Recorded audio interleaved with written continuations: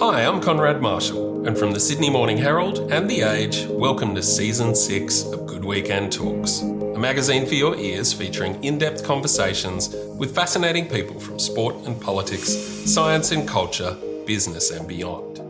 Every week you can download new episodes in which top journalists from across our newsrooms talk to compelling people about the definitive stories of the day. In this episode, we speak with Craig Tiley, the CEO of the Australian Open and also the highest paid administrator in Australian sport, has been in the job for 12 years and been with Tennis Australia for even longer. I'm lucky enough to sit down with him on the eve of the 2025 tournament for a chat about his own background as a promising player and highly successful coach, as well as the highs and lows of running a truly global sporting event. I'm curious to know how he sees the game today, what's shifted and what's stayed the same, and also to get a few tips on the best players to watch and who he thinks might take home the trophies later this month. We've taken Good Weekend Talks on the road to start the new year, and so here we are in the basement office of Melbourne Park. Welcome, Craig.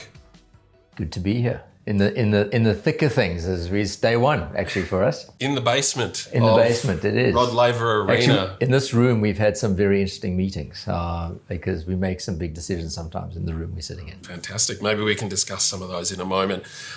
Let's talk about you for a second, though. We'll zoom back. You've been with Tennis Australia for 20 years, since 2005. It's a long time. It is. Yeah. And CEO since 2013, 12 years. Yeah. But people mightn't be familiar with your background as a tennis player and coach. So I'd love for you to take us there. You grew up in South Africa. How did you come to the game and what did you first love about playing tennis? Well, I guess one thing I have learned is that if you're lucky enough to get a passion for something and it ends up being your passion to play and have fun and then to be your career, you're very lucky. So I consider myself very lucky because I started tennis late when I was 14 years old, and in today's standards, that's way too late. Nearly 10 years too late. But I loved it, and I was introduced to it by a family friend and my great uncle who used to play tennis with me nearly every day. And I learned to love it and play it, and then I was one of those people that at a very young age was passionate about the game of tennis. What were your strengths on court and maybe your weaknesses too? Yeah, I think, well, look, I love to play, and I'd love to train and to work. My friend was a tennis wall because he didn't have the opportunity growing up in South Africa with much to have access to coaching or anything where we were living. So I'd play against a wall. I'd have visions of playing championships, and I love the dreaming of it. I like to serve. I like to hit overheads. I like to play at the net.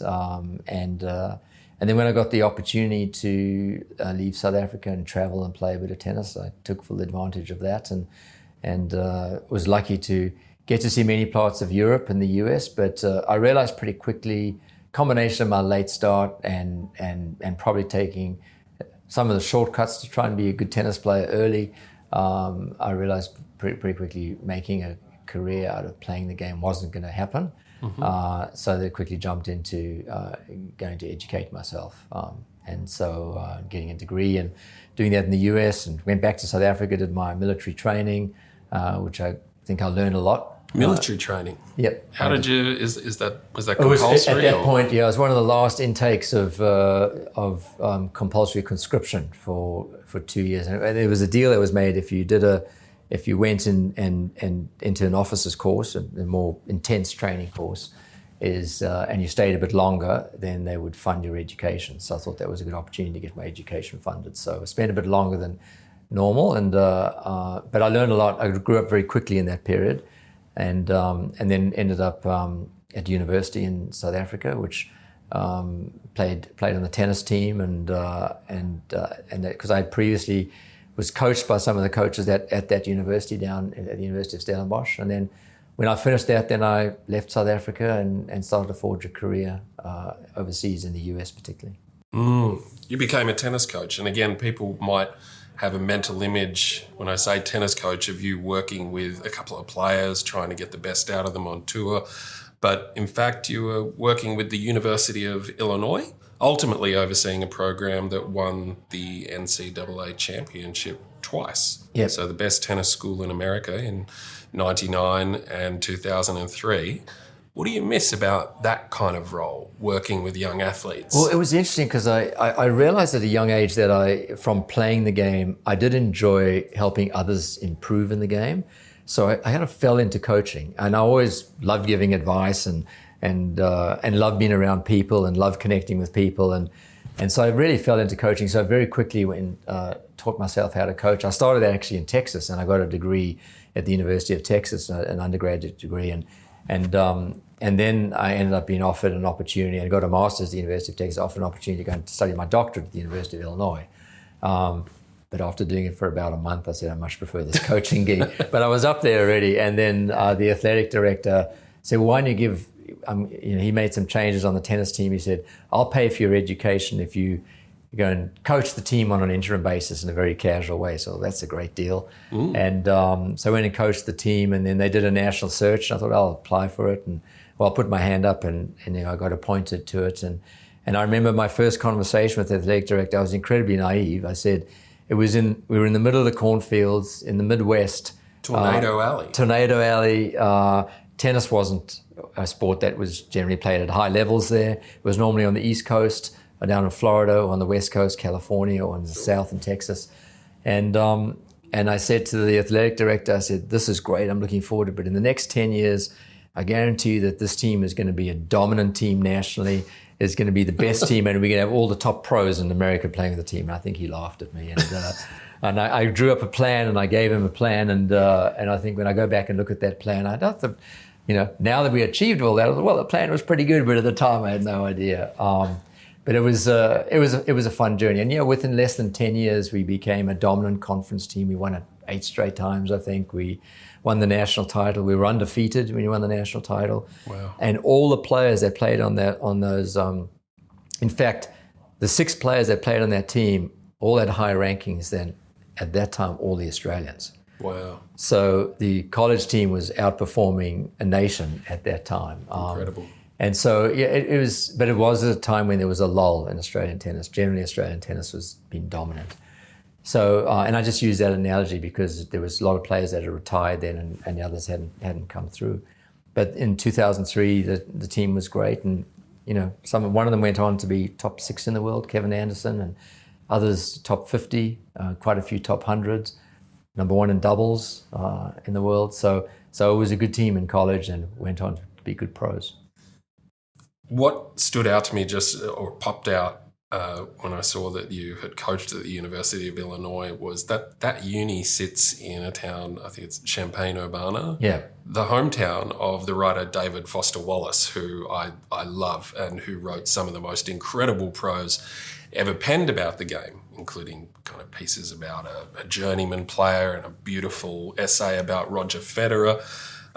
Listeners, I'd highly encourage you to Google The String Theory and give his 5 essays a read. But I'm wondering, Craig, what do you think are the best things written about tennis? Are there any particular stories or any particular books that stand out to you as sort of the finest example? A book that had an impact was one of the first books written about tennis called A Handful of Summers, written by Gordon Forbes.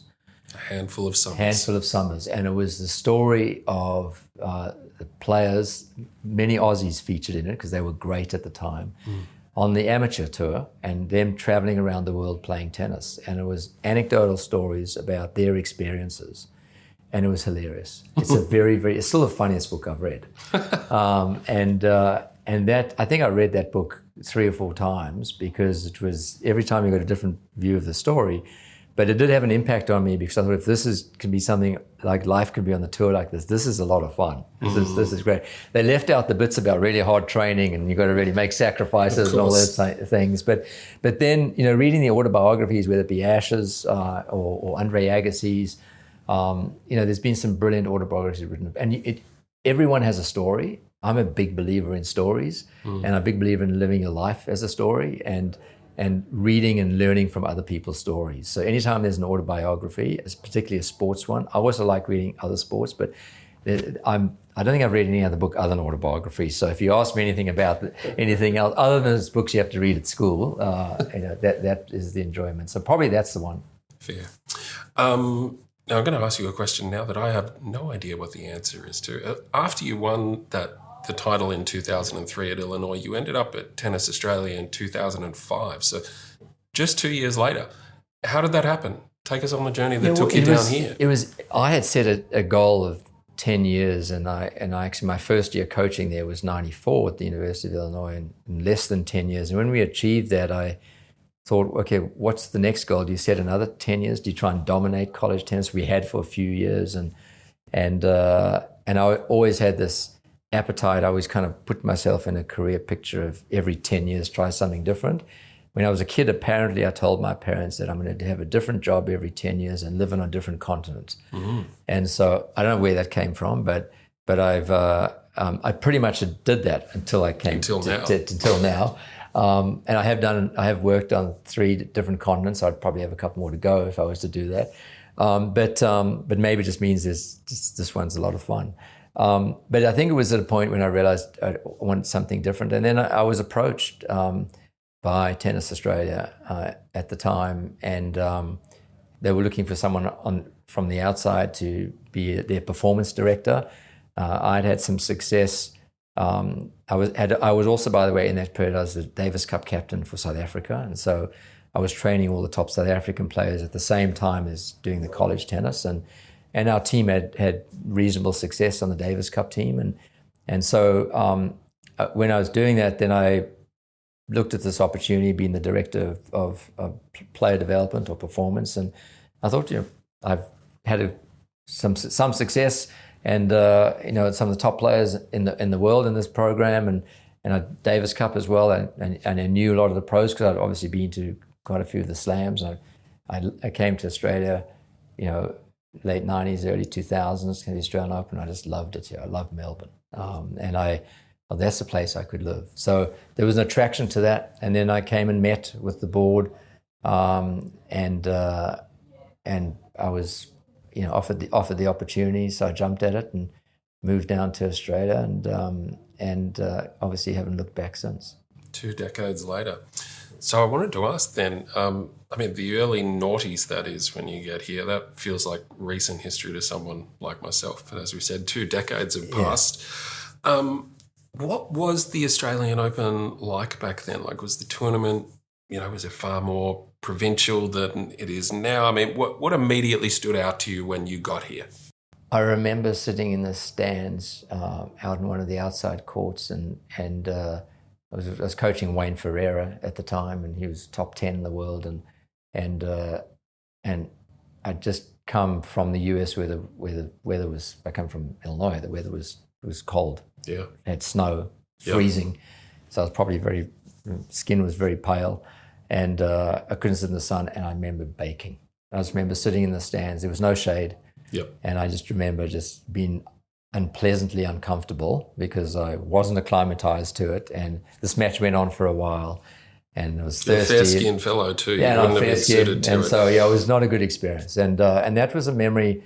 But I loved coming to Melbourne, and I loved the Australian Open, the fact that it was all about the tennis, and I loved the game of tennis. Mm. So I remember the event, it was just all about the tennis. So pretty much that's all you could do, go to the tennis, and I remember the people being fantastic, being very friendly.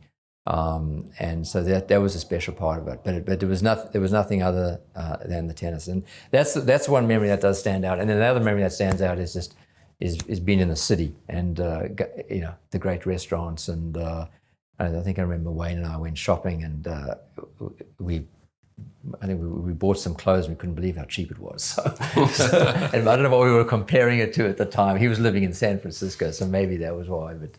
But yeah, so it was just always a great memory. But the tournament itself was just about the tennis. Now that we've established your tennis bona fides, that you're not just a C-suiter who's come to this game. I'm learning. I'm still learning how to be a C-suiter. Maybe we can talk a little about the game itself and how it's shifted, and we could perhaps start with the men. I remember a time growing up, and this might be showing my age, where the serve and volley was very much alive and well. Then we sort of entered this era of tall players with massive serves, standing at the baseline with these ropey hydraulics, playing very defensive, big hitting tennis. Where do you reckon we've settled now in the men's game? What does it look like to you? The most beautiful all-court game that you've ever seen globally. I think we're going through a golden era of the transformation of the game right now, and I think the foundation of that was led by Novak, by Roger, Rafa and Novak, primarily those three over the last 10, 12 years. But when I look now at, you looked at Jannik Sinner and the list goes on, Carlos Alcaraz, all the younger players, whether it be Casper Ruud or Holger Rune or Sasha Zverev, they have significantly all-round games. And even you look at like someone like Alex de Minaur, number one, who plays extremely well defensively, can play aggressively, he can get to the net and he can hit great volleys. So it's great to see the all-round nature of it, and it hasn't gone to this crazy power game that everyone was afraid of was going to happen when there was that period of big servers just dominating. We've got a couple of big servers that still play, and Australia had a few just recently themselves as well. But they haven't dominated the game, and I don't see a scenario where that happens. Feels as though everyone's been waiting for the replacement of the big three, Djokovic, Nadal and Federer. And indeed, we've got a wonderful story about that in our current tennis issue of Good Weekend, written by the great Greg Baum, who's covering his final Open for the age. How do you see things? Is there a new era upon us yet? I think there is. I think we've already seen it formed. If you look at the results the last 18 months, you would have to say that there's an Alcaraz-Sinner rivalry that's forming. You've got pretty significant contrasting games, but a little bit of Federer and Nadal in that as well. But that rivalry, is from a youth perspective, has also been forming. But it's also been challenged by some of the young up-and-comers, and we got a long list of some brilliant young up-and-coming players. So I think what happened in the last 12 years, Roger and Rafa, Novak dominated early, and then there was a period where there were young players who were going to break through, and they didn't quite do it. And then Roger and Rafa and Novak dominated again for another decade. Yeah. That's not going to happen this time, in my view, because I think you've got these young players that are great, but you've got a much larger group of players that could beat them on any given day. And I think the similar things happened with the women's side. So that's what makes the game really exciting. Well, let's go to the women's game. I could be wrong, but it feels more of an open field where anyone can win. I mean, Iga Swiatek is perhaps the dominant force, but there's so many challenges as well. I think you're right, but I do think there's four players right now that are really difficult to beat. I think it's Aryna Sabalenka. I think it's Coco Gauff, who potentially could jump the pack.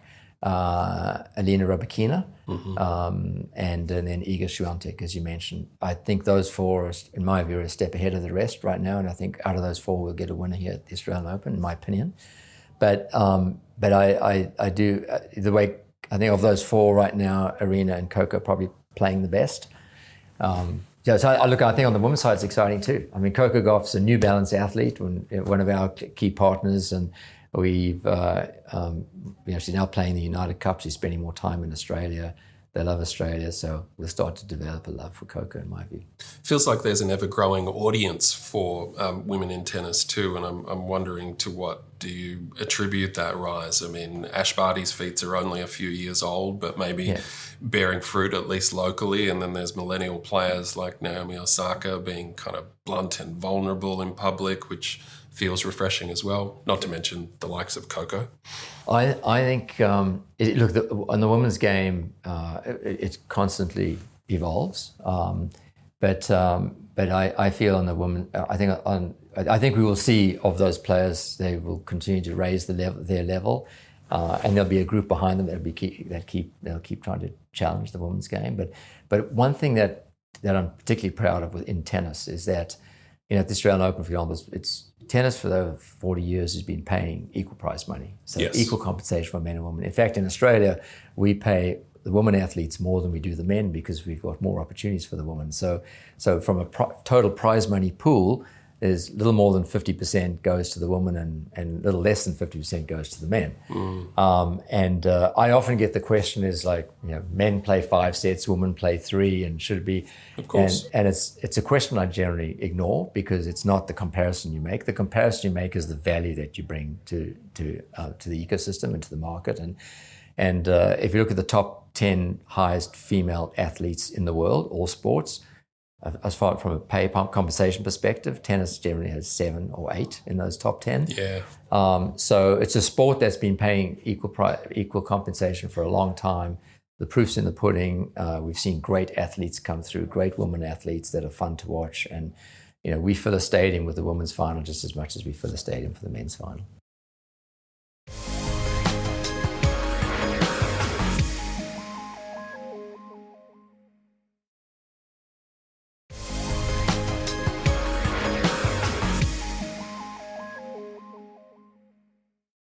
Take us a little bit behind the scenes if you can. I'd love to hear a little bit about some of the players that you've dealt with. Like, who have you personally gotten along with best in the last couple of decades of being deeply involved in tennis? Are there any players that you consider like close mates or, yeah? Yeah, I am lucky. I mean, I think there's a long list of players that I think is close mates. I do love spending time with people I work with. I love seeing fans have a great time, and I love welcoming players back. But when you go on a journey with someone on their success, you get to know them really well. And some of them I've known since they were teenagers. Some of them have been on a court with them in a coaching capacity when they were young as well. So I think that's the massive advantage I've had in this role, is coming from being a coach and playing a bit, is I kind of understand what players need. So when we make tough decisions before walking in this room, we got to make a decision whether we stop the last round of the schedule now and we let them go home, or the fourth round of it, and we make a decision now. And I just reflected coming out the room. I made a decision. I said, well, let's figure out what's best for the players and how late we're going to finish tonight. Mm-hmm. Whereas I could have made a commercial decision and said, no, we need to make sure we get it done today, and a cost decision. So I think there's always in my decision making, there's that. But the ones that I've developed a really close relationship, probably because I've known for a long time, Rafa Nadal is one, and I still stay in touch. Send the odd text message, that kind of thing. Yeah, we still the odd text message. Make a point to go to Mallorca and catch up, and always enjoy seeing Rafa. Roger's another one. I've been on the journey with Roger before he was married, before he's had a family, and I was at the first event that he won, first Grand Slam that he won, and then the next day he flew in a plane to Gstaad in Switzerland, and I was in Gstaad, and I was coaching at that time all the Swiss players, and everyone got together, and it was a lot of fun. He got off the plane with his Wimbledon trophy. It was his first Wimbledon. So yeah, all those fun journeys, I've been lucky. I've been on the players with that, on those journeys. So those two, got to know Novak a lot over the last. I have a different perspective sometimes, maybe what the public has of Novak, and deeper respect. I think the respect goes both ways. And also talk to him openly about the game and the future of the game, what needs to happen. And I come from a player's angle on it, so I'm going to talk against sometimes ourselves organisationally, because I'm a big believer in players' opportunity and players' right and players' voice, and I've always been that way. And I've been a bit of a rebel earlier on in my career, where stood up for the players and was vocal about it, and activist about what the opportunity needed to be, and I don't think that's changed that much. By contrast, what players have you encountered that were prickly or quirky or just surprising in some way? Like, tell us something listeners wouldn't know.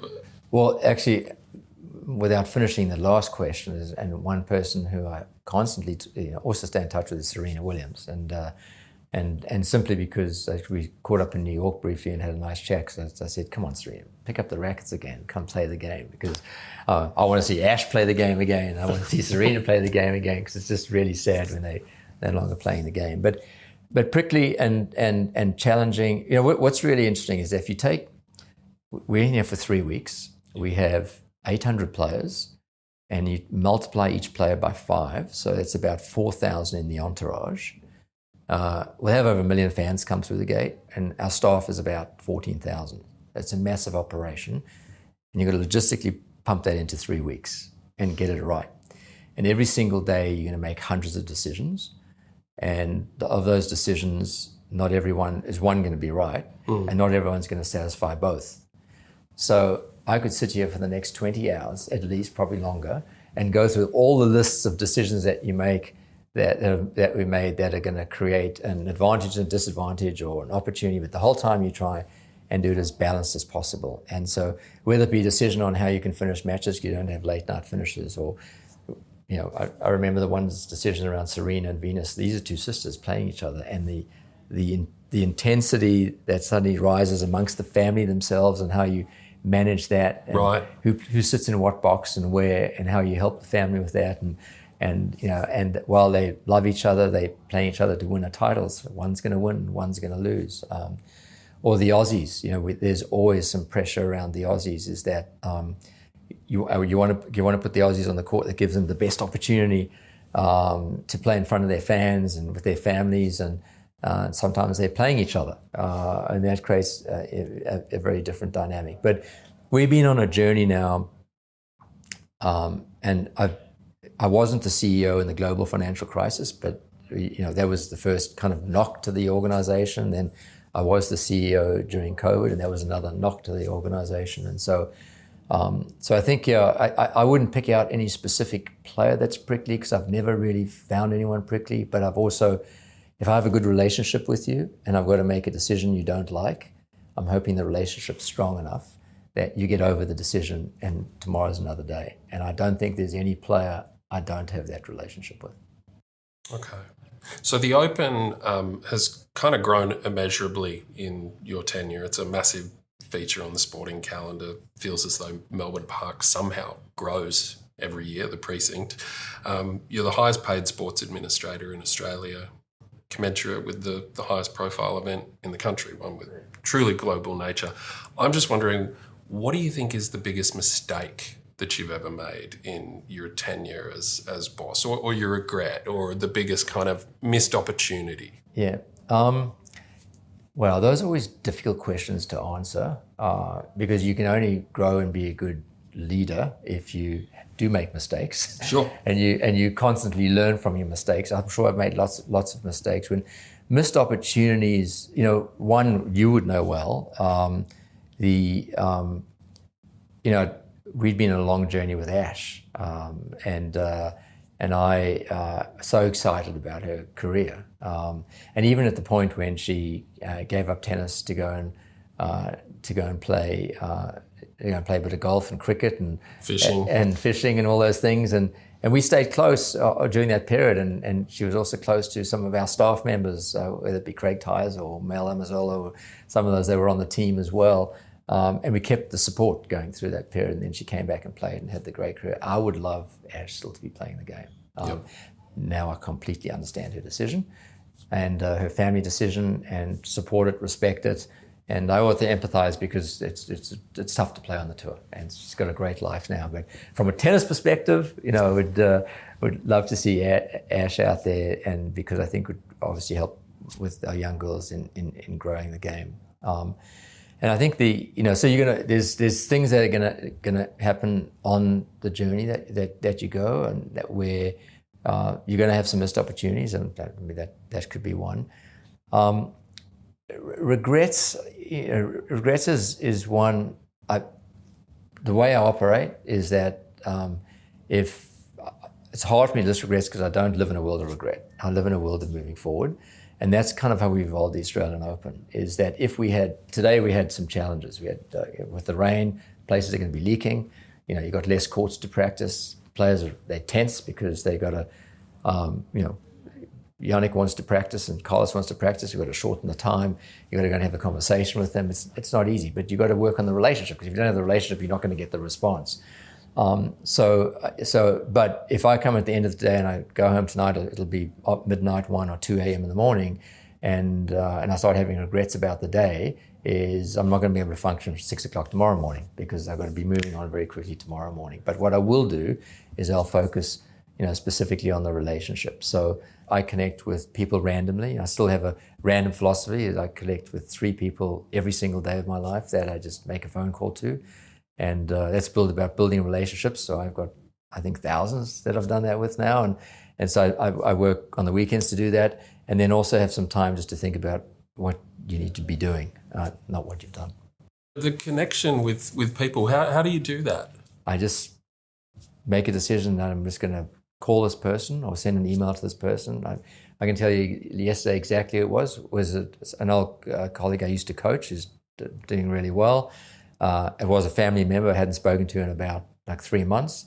And it was a friend that actually had got a note from last week, and he had this massive barbecue with a whole bunch of other friends. And so I just called him and just asked him how it went. You do that every day or once a week? 3 people, 7 days a week. It's so fascinating. I did a profile once of a local sort of ancient high school football coach when I was living in the US in upstate New York, and he was long dead, but his late wife sort of remembered to me that he had this discipline where he would sit down every night and he would write 3 postcards to people that were close to him or that he hadn't seen in forever. And I loved the idea of that discipline, that you would just try to reach out, to make a connection, to let someone know that you were thinking of them. We live in an easier world than having to write 3 postcards today, because I think that may be a bit harder, but now it's either a text or a call. I prefer to talk on it, but I can't tell you the impact that has on relationships building. There's another WhatsApp group was just developed overnight of a bunch of former colleagues who I'd kind of been talking to, and they just decided, well, let's just connect the group, and now the group's connected. So that was just a byproduct of it, but that's not why I do it. I just do it so you stay in touch with family, my family all over the world, but with friends, it's got to the point now that it's one thing I can't miss. Fantastic. So the prize money at the Oz Open is up by about 10% this year. Yeah, little under 12%. Yeah. The winner's taking home, is it 3.5 million? Yep, and the total pool being 96.5 million. Yeah. And the first round loser taking home about 132,000. These sound like pretty big amounts, yet we still have this situation where a player who's ranked, say, 200 in the world is going to struggle to make ends meet. They're sort of professionally poor in a way that the 200th best footy player or basketball player or even golfer probably isn't. What do you think can be done about that as a sport? Well, I'm so happy you asked that question, because it's such a critical question for the future viability of our sport. And I advocate daily that if you're out on the tour and you're 200 in the world, I think one, you've got to define what's considered the number of players that you have that you consider to be professional players. But the sport can support at least 250 players, both on the men and women, so 500 players, at least, in my view. But if you in that cohort and you're not making enough money to pay for a coach or pay for your expenses, and then have some at the end where you can, when you retire, you've got something to get yourself going with whatever else you're doing or live, then you can't truly say it's professional. But this is where the opportunity comes in. And we've been on it for the last couple of years. And I'm excited by the fact that the different governing bodies, there's 7 of them in tennis, are talking about what needs to happen. And we know what needs to happen. We need to establish a premium tour where the top 100 or so players, as a fan, from January to October, whenever it is, they're playing, where they're going week in and week out. You can follow it, like F1, what city the race is going to be, and you do the same. There's play up and play down opportunities if you're not performing in that cohort. That's where you make big money. And then if you're quite not in there yet, you're making enough money to support you to give yourself the best opportunity to get there. And eventually the cream rises to the top, but you all got to have the opportunity to get there. You got to be able to play the right events and not have a situation where you're scrambling to sleep in 5 years sleep in sharing an apartment, or even, like, I know in my case, sleeping in train stations. So you didn't want to spend any money on accommodation. Right. So I think that the tennis has to shift to that. I think there's an opportunity in front of us to shift to it. Does it mean paying more prize money? Yes and no, not always necessarily. That's not always the solution. The solution is having the events that have the right economics, that are compensating the players in the right way. And there's many different ways you can look at compensating players, but they're maximizing their opportunity that they can be a proper professional athlete and do the things that professional athletes do. And some people will argue, well, 100's enough, 200's enough, 300's enough, but I think 250 is a good number. Maybe it's a bit more, maybe it's a bit less, but that could be argued. But I think that we at the Australian Open will play our part. In fact, we do for 5 weeks over the summer, from the end of December to the beginning of February, that Tennis Australia invests in player compensation over $120 million. And that's because we own and host events in Perth, in Brisbane, in Sydney, in Hobart, and in Canberra, in Adelaide. And we underwrite those events and we put the compensation up. And then, of course, for the Australian Open. So our part would be $120 million that we're putting into the pool for a month to the players. And that's why we increase prize money in the first round. So we give the players that are not winning and that are ranked 150, 200, 250 an opportunity to make some money so they can carry on going. One more just on the politics of sport. You warned in an interview a few months ago that tennis must not be complacent. What did you mean by that? If we assume what we're doing today is good, we'll lose. Okay. And lose to other sports? Lose to other sports, lose to fans' interest, and it comes back to your question about what regrets you have, is that it's about what we need to do tomorrow. And we know as a sport we need to do tomorrow. We need to do more things together. We need to establish this premium opportunity, and we need to have support opportunities that is very financially viable.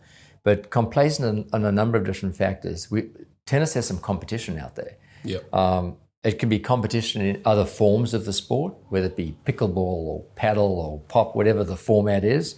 But it'd be a competition for people's time. Our biggest enemy is the couch and the screen, because we're generally making more sedentary type decisions, and kids to be more active. We're not being more active. We've been less active. And if we're less active, we're a sport that requires being active. And so we've got to offer a product that's enticing and fun for kids. That's why our event is more than about tennis. It's just about the fun and music and food and young families and tech. But as a sport at clubs, you've got to have ease of access. You've got to be able to use your screen, use your app to be able to get into a court and pay for it online. And you've got to find a partner easily online. And it's got to be fun. It can't be difficult. And if we don't do that as a sport, we'll lose relevance. And there's lots of sports you can give examples of that were very popular and barely exist today because they didn't evolve. They got too political, they got too bureaucratic, they got too stuck in trying to repeat history and not making the tough decisions to be transformative. The pain of change is greater than the pain of losing. Most people choose to lose than they do to change. And as a sport, we've got to make the choice of change. Let's end on winners and losers. What is your tip for the two players in the men's final, the two players in the women's final, and which one of those will be hosting the trophy at the end? Give us, this is the crystal ball. I always get asked this question, but it's been around, and I think you can't go past last year's winners. On the men's side, Jannik Sinner, and on the women's side, Aryna Sabalenka. So Aryna's just come off a win in Brisbane. Jannik has also come off a win at the end of the year. His last match he played, he won. I was there watching him beat Australia in Davis Cup. Leighton's done a great job with the team, and it's just, but it's tough to beat Jannik. And so I think those two are going to be tough. I will be absolutely ecstatic if his opponent is Alex de Minaur on the men's side, and then anything happens. Wait, I'm going to rephrase what you've just said. You're hoping that Alex de Minaur loses to Yannick Skinner in the final. No, I'm ecstatic if he's in the final, because then anything goes. But I am saying Yannick and Arena are going to be tough to beat. You consider those two the favourites, and then I think you got to look at on the women's side. You know, Coco Gauff has just had quite a great United Cup, and Iga Swiatek. Those are the ones. Elena Rybakina, but I think they've got to beat Arena on this court and in this environment. And on the men's side, I think the cast, Alex de Minaur, and Carlos, who hasn't quite got there to the finals, but he's playing really good tennis coming in. Alcaraz, I think, what they've got to beat Yannick. So I think those are your two favourites. And but the great thing about the next 3 weeks, anything can happen. And this is, we're playing the qualifying now, and then we go into the main draw, and weather can impact it. Someone playing out of their mind can impact it. Slight injuries can impact it. Being a bit form. That's why playing 3 out of 5 sets on the men, the 2 out of 3 in 10 sets on the women is going to create for many different stories. So I'll probably be completely wrong with my predictions, but that's what I'm going with. Fantastic. Well, I'm excited to see what happens out there. Thanks, Craig, for joining us on Good Weekend Talks. Great. Thanks. Good to be here. That was me, Konrad Marshall, interviewing long-time Australian Open boss Craig Tiley on the latest Good Weekend Talks. If you enjoyed this episode, please remember to subscribe, rate and comment wherever you get your podcasts. And keep tuning in for more compelling conversations. Coming soon, we chat with Helen Garner, who's penned a new and highly personal book, The Season, about a year spent watching her teenage grandson playing footy. Good Weekend Talks is brought to you by the Sydney Morning Herald and The Age, proud newsrooms powered by subscriptions. To support independent journalism, search Subscribe Sydney Morning Herald or The Age. This episode of Good Weekend Talks is produced by Chi Wong. Technical assistance from Cormac Lally. Editing from Konrad Marshall. Tom McKendrick is head of audio. And Katrina Strickland is the editor of Good Weekend.